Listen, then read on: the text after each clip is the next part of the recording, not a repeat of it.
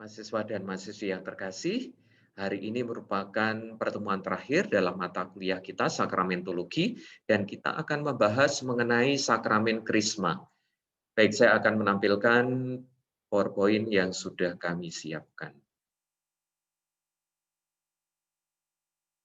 Sakramen Krisma. Kita akan melihat pertama istilah yang dipakai. Kenapa kok kita menyebut sakramen ini sebagai sakramen Krisma? Krisma dari kata Yunani, kata bendanya adalah krisma, krima, yang artinya pengurapan, sedangkan kata kerjanya adalah krio, kriein, artinya mengurapi.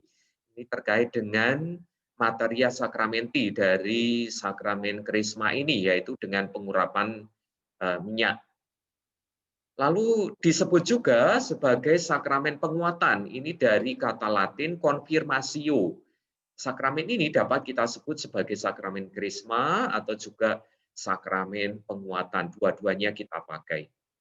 Lalu ada gambar yang sangat simbolis di sini, yang sangat khas menunjuk sakramen krisma, yang menerima sakramen tentu saja yang berwarna atau yang memakai baju biru, sedangkan yang menerimakan atau pelayannya adalah yang pakai jubah hitam ya kalau dalam gambar ini. Dia memakai mitra dan sekaligus memegang tongkat, tentu saja itu adalah uskup, simbol dari uskup, dan uskup melakukan tindakan atau gerakan penumpangan tangan. Penumpangan tangan juga menjadi materia sakramenti dari sakramen Krisma ini.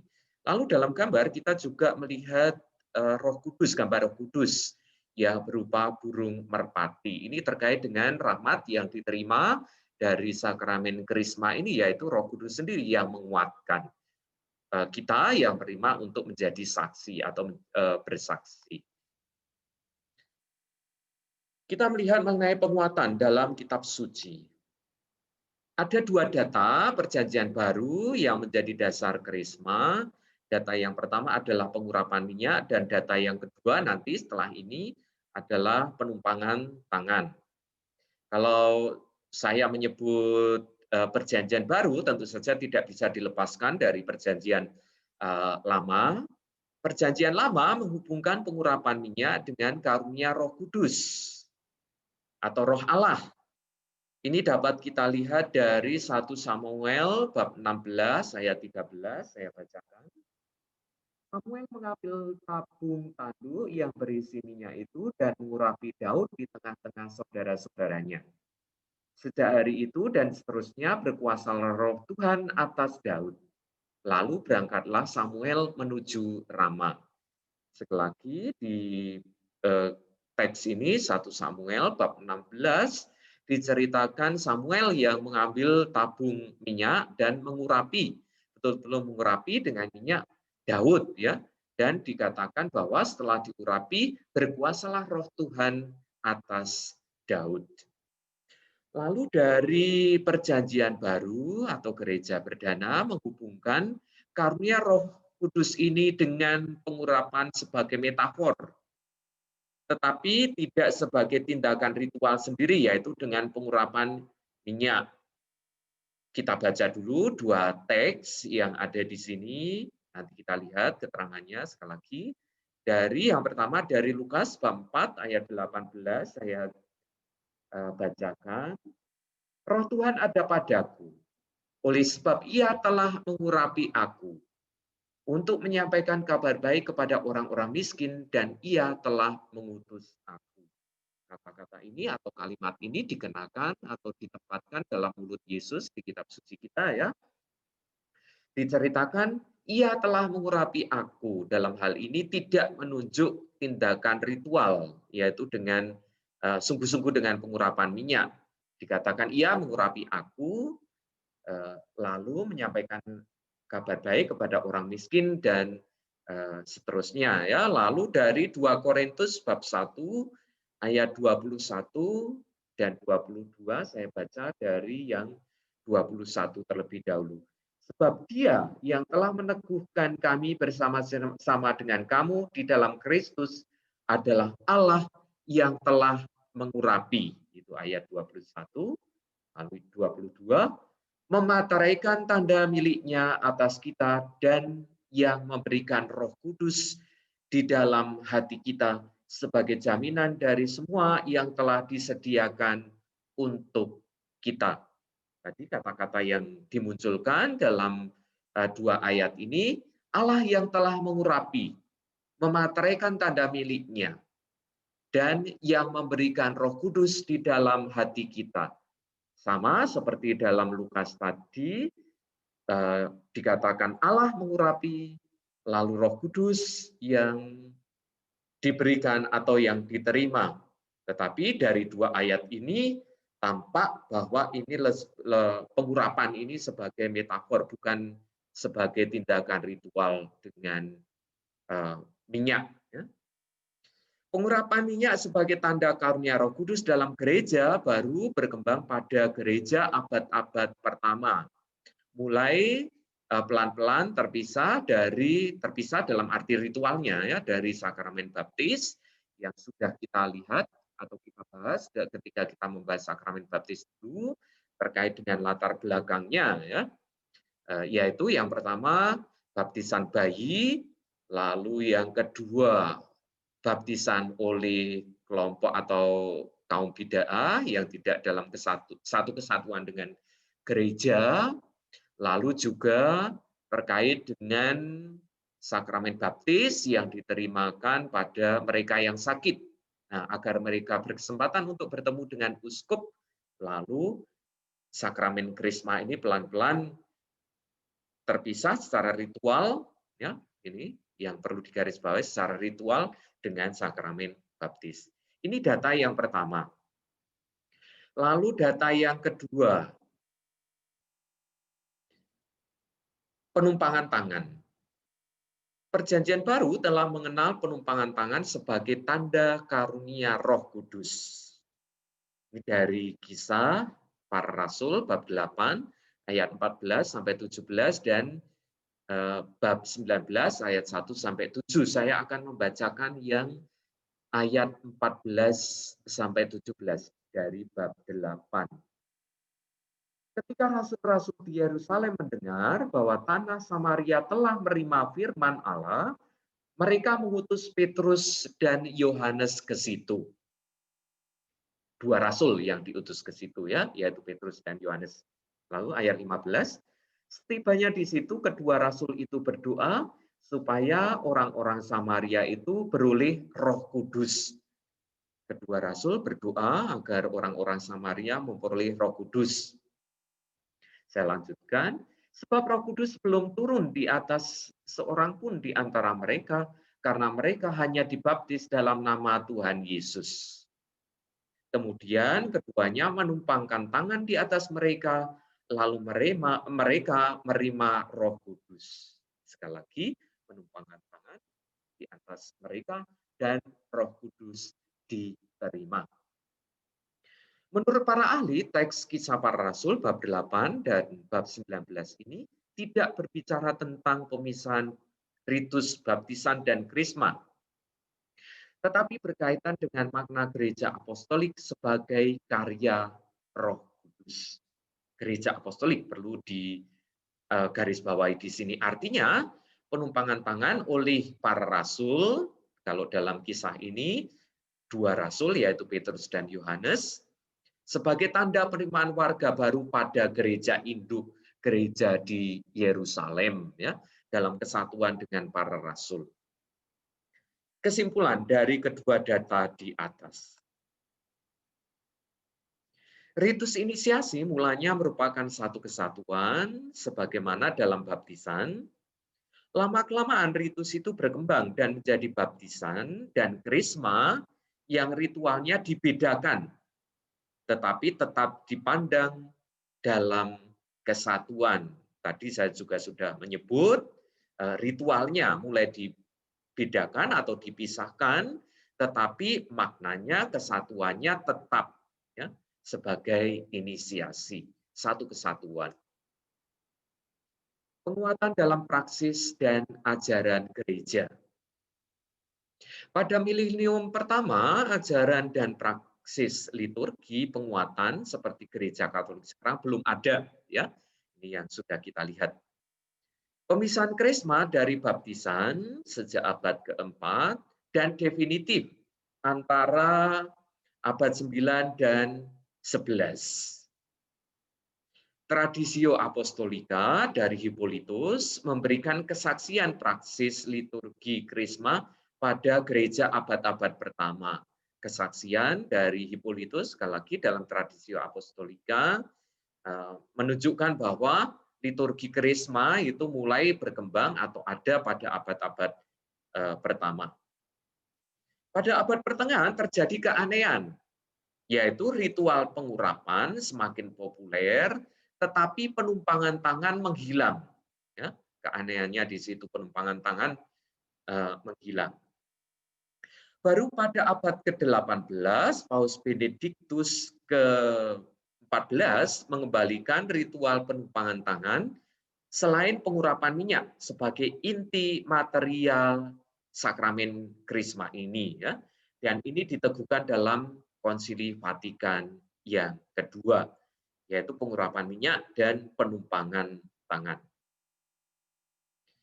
Konsili Vatikan kedua memandang uskup sebagai minister originarius, artinya sebagai pelayan yang sesungguhnya dari sakramen krisma ini, dan bukan lagi hanya sebagai dalam tanda petik hanya minister ordinarius atau pelayan biasa. Sedangkan dalam gereja timur memiliki kekasan inisiasi dengan urutan baptisan, krisma, dan ekaristi diberikan sekaligus sebagai satu kesatuan perayaan. Ya. Catatannya krisma, minyak krisma selalu diberkati oleh uskup, dan bayi, sekali lagi ini dalam gereja timur, menerima tiga-tiganya sekaligus, baptisan, krisma, dan ekaristi. Lalu mungkin pertanyaan bagi kita adalah, bagaimana bayi dapat menerima ekaristi, begitu ya? Nah, ini dalam hal ini bayi menerima komuni darah Kristus dengan sendok kecil itu. Bayi kan bisa, apalagi bayi suka yang manis ya, anggur rasanya manis. Baik, kita lanjutkan dengan 3 dimensi sakramen krisma. Yang pertama, dimensi antropologis. Sakramen krisma sesuai dengan pengalaman dan kebutuhan dasar manusia. Ini tampak dalam penggunaan minyak dan penumpangan tangan yang makna simbolisnya sesuai, ya. Dalam hidup sehari-hari kita minyak dipakai untuk berbagai macam keperluan, ya, misalnya untuk pengobatan, untuk juga makanan, untuk juga mengoles, bahkan sampai pada ini ya dipakai dalam kendaraan dan macam-macamnya itu. Lalu penumpangan tangan juga terjadi di dalam kehidupan sehari-hari dan makna simbolisnya sesuai dengan apa yang dimunculkan di dalam sakramen krisma. Yang kedua, dimensi sakramental eklesiologis. Orang menjadi warga penuh dengan segala hak dan kewajibannya, khususnya berpartisipasi di dalam tugas-tugas gereja, ya, dengan menerima sakramen krisma ini lalu menjadi warga penuh dari gereja dengan hak dan kewajibannya untuk sekali lagi berpartisipasi untuk dalam banyak tugas-tugas gereja. Lalu dimensi kristologis, artinya orang dengan sakramen kita dicurai Roh Kudus di dalam sakramen krisma ini untuk menjadi saksi Kristus bagi dunia, mewartakan Kristus, diutus menjadi saksi bagi Kristus dalam kehidupan kita sehari-hari. Dimensi antropologis, sakramental, eklesiologis terkait dengan kesatuan dengan gereja tadi, lalu juga dimensi kristologis untuk menjadi saksi Kristus. Pertanyaan tentang Roh Kudus.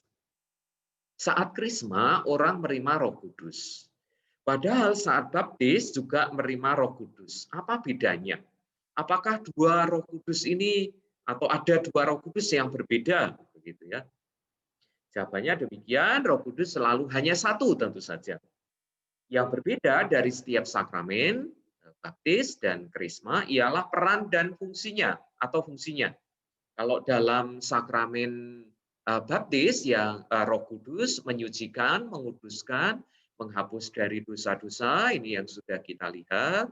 Lalu dalam sakramen krisma, Roh Kudus yang menguatkan, Roh Kudus yang memberikan daya dorong bagi kita untuk bersaksi.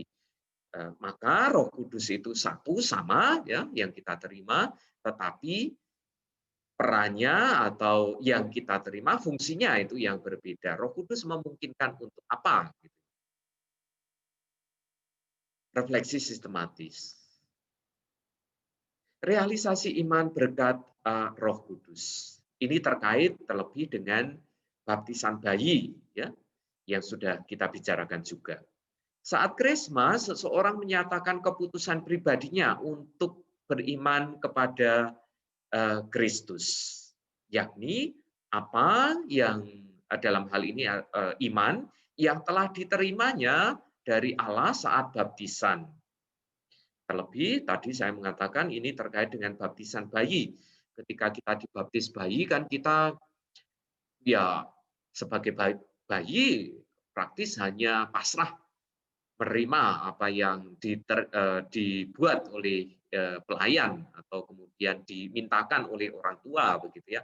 Nah, dengan iman yang sudah kita terima dalam pembaptisan yang sudah kita bahas juga, lalu dinyatakan sebagai keputusan pribadi ya, sebagai orang yang beriman kepada Kristus dalam sakramen Krisma ini. Ini yang pertama atau A. B, menghayati Roh Kudus sebagai prinsip hidup dan jiwa gereja. Prinsip hidup artinya Roh Kudus yang menumbuhkan dan menambah warga baru gereja. Sedangkan yang dimaksud dengan jiwa gereja adalah Roh Kudus yang memimpin gereja. Roh Kudus yang mengarahkan gereja sehingga tumbuh dan berkembang. Yang C atau yang ketiga, gereja tidak hadir untuk diri sendiri tetapi bagi dunia, yakni sebagai saksi Kristus. Tadi sebelum ini, dalam slide sebelum ini kita sudah melihat Roh Kudus yang diterima dalam sakramen Krisma yang memungkinkan kita untuk bersaksi akan Kristus bagi dunia, tidak hanya untuk diri kita sendiri saja. Catatan liturgis mengenai sakramen Krisma. Konsili Vatikan kedua menghendaki kesatuan sakramen inisiasi. Ini dapat kita lihat dari Sacrosanctum Concilium atau SC artikel 71. Saya bacakan penggalan kalimatnya dari SC 71. Upacara Krisma hendaknya ditinjau kembali juga supaya tampak lebih jelas hubungan erat sakramen itu dengan seluruh inisiasi Kristiani. Maka dari itu, pembaruan janji-janji baptis seyogyanya mendahului penerimaan sakramen Krisma. Bila ada kesempatan baik, penerimaan Krisma dapat diselenggarakan dalam misa suci. Mengenai upacara di luar misa, hendaknya disediakan upacara pendahuluan. Sekali lagi, Konsili Vatikan kedua menghendaki kesatuan sakramen inisiasi dalam satu kesatuan, yaitu baptis, krisma, dan ekaristi. Maka tadi dalam SC 71 dikatakan bahwa dalam kalimat yang sudah saya bacakan tadi, hendaknya janji-janji baptis diulang. Itu loh yang ditanyakan, apakah engkau menolak misalnya menolak roh jahat, menyangkal roh jahat, dan macam-macamnya itu ya disampaikan atau juga dihadirkan di dalam sakramen upacara penerimaan sakramen Krisma, dan tadi disampaikan juga hendaknya diselenggarakan di dalam misa suci ya. Ini mau menunjukkan atau ekaristi, menunjukkan satu kesatuan dari sakramen-sakramen inisiasi, baptis, krisma, dan ekaristi. Teks acuan untuk sakramen krisma dari Ordo Konfirmasionis tahun 71 sudah diterjemahkan di dalam bahasa Indonesia. Dan penanggung jawab sakramen inisiasi termasuk krisma adalah uskup. Dalam sakramen krisma ini pelayan yang sesungguhnya tadi disebutkan adalah uskup.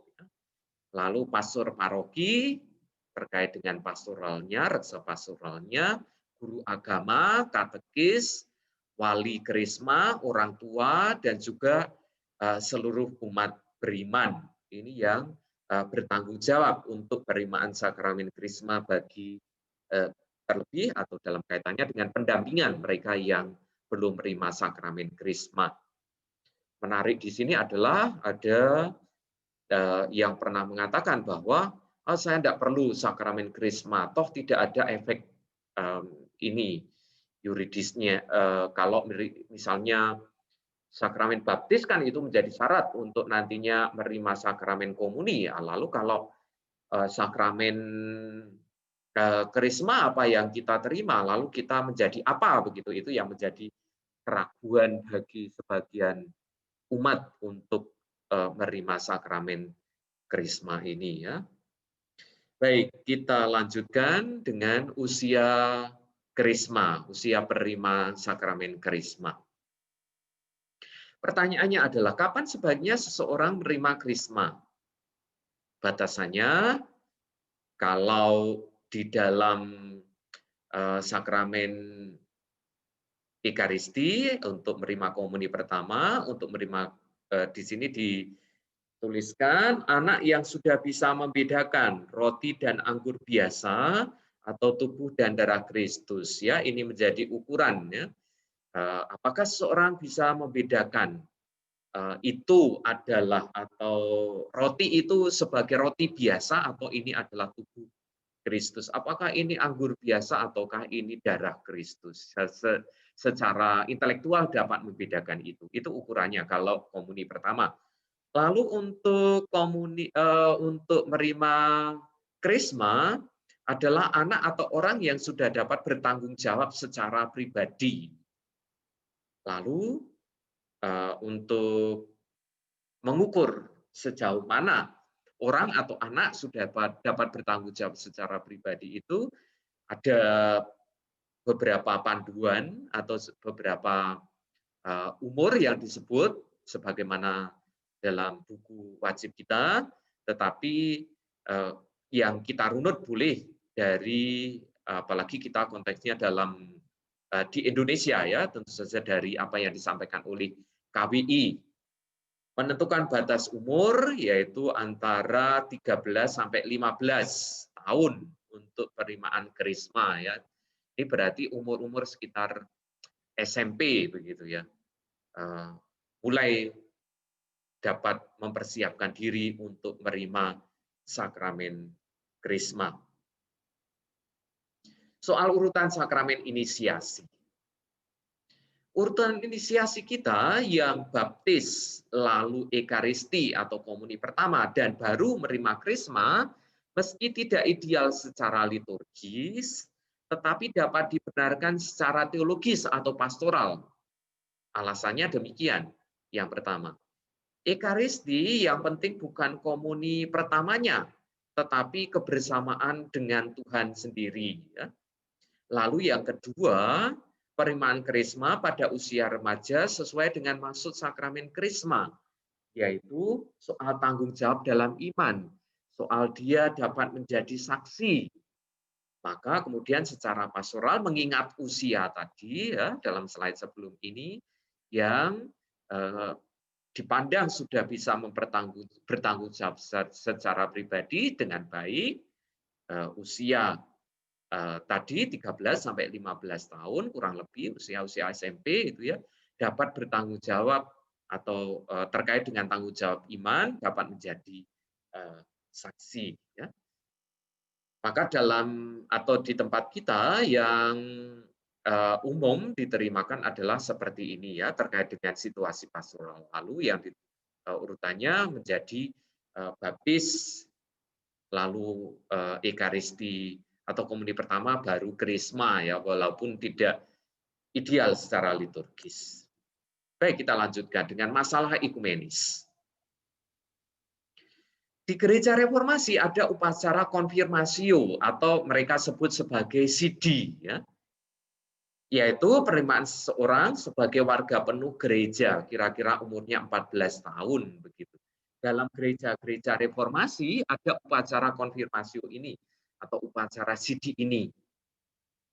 Tetapi itu tidak sama dengan sakramen krisma karena yang pertama alasannya paham sakramen yang berbeda. Gereja reformasi sendiri tidak memandang sidi itu sebagai sakramen, ya. Dan kita sudah melihat bahwa hanya 2 yang diterima atau diakui oleh gereja-gereja Protestan sebagai sakramen, yaitu sakramen baptis dan sakramen ekaristi atau mereka sebut sebagai perjamuan ya. Dan sakramen krisma itu tidak dikenal, tidak diakui oleh mereka, tetapi mereka mengenal upacara sidi atau konfirmasio ini. Maka kalau ada jemaat dari gereja Kristen yang masuk ke dalam gereja Katolik, ia harus tetap menerima sakramen karisma. Ya. Ini berbeda dari sakramen baptis. Tidak ada gereja kita juga tidak mengenal baptis ulang, ya, kecuali kalau terbukti secara sah bahwa baptisannya tidak sah atau tidak diakui oleh gereja Katolik, baru kemudian dibaptis ya.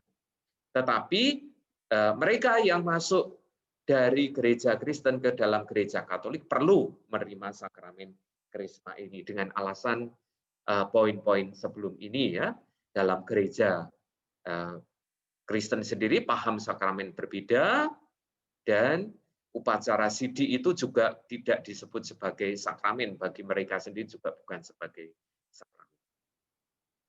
Baik, dengan ini saya kira selesai untuk mata kuliah kita, sakramentologi ini, Profisiat sudah menyelesaikan perkuliahan kita. Ya. Terima kasih, dan ini saya bacakan saja, saya sampai jumpa, dan kalau melihat gambar ini tentu saja artinya sudah selesai ya, kita bertemu dalam ujian nanti. Baik, walaupun ini wajah yang ditampilkan sangat serius, tetapi semoga kita mempersiapkan ujian akhir nanti dengan gembira, dengan sukacita. Baik, nanti kita bertemu pada jam yang kedua untuk tanya jawab.